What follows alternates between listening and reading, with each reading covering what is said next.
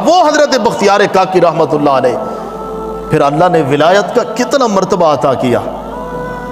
جب آپ کا وصال کا وقت آیا تو آپ نے ایک پرچی لکھ دی، وصال نامہ، کہا جس وقت میرا وصال ہو جائے میرے کفن کے اوپر یہ پرچی رکھ دینا۔ آپ کا وصال ہو گیا۔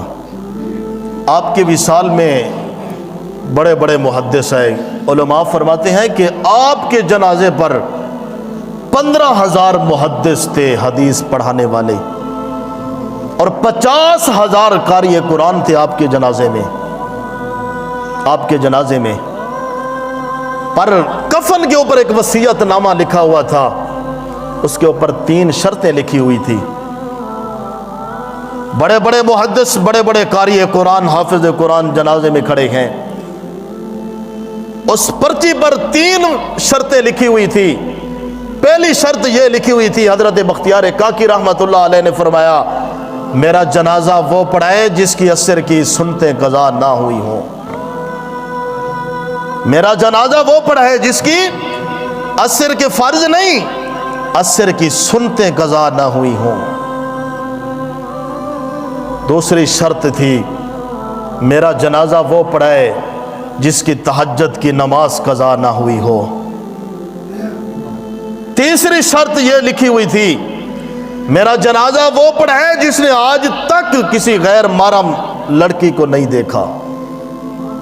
بڑے بڑے محدث کڑے ہیں، قاری قرآن کڑے ہیں، کوئی کہتا ہے یار میری فلاں دن تہجد کی نماز رہ گئی تھی، کوئی کہتا ہے میری فلاں دن عصر کی سنتے رہ گئی تھی، صبح سے یہ اعلان ہوا تھا عصر ہو گئی ہے، اب آگے نماز جنازہ پڑھانے کے لیے کوئی تیار نہیں۔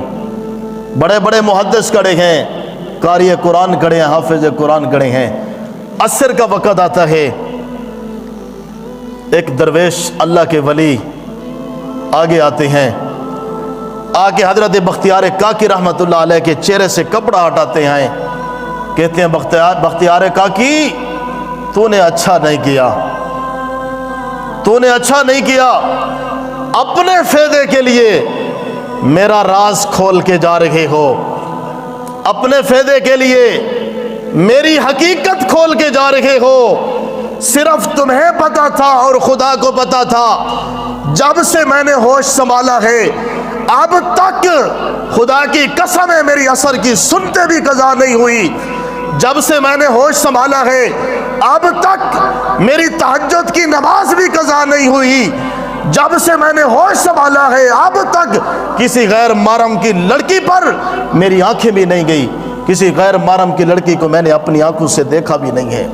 صرف یہ تمہیں پتا تھا یا خدا کو پتا تھا؟ آج تم اپنے فائدے کے لیے میری حقیقت سب کے سامنے کھول کے جا رہے ہو۔ آپ سوچ رہے ہوگے شاید کہ وہ کسی گدی کا پیر ہوگا، کسی دربار کا پیر ہوگا، کسی مسجد کا امام ہوگا، نہیں، جب حضرت بختیار کاکی رحمت اللہ علیہ کا وصال ہوا اس وقت جو دلی کی تخت پر بادشاہت کرنے والا تھا وہ مولانا شمس الدین تھا۔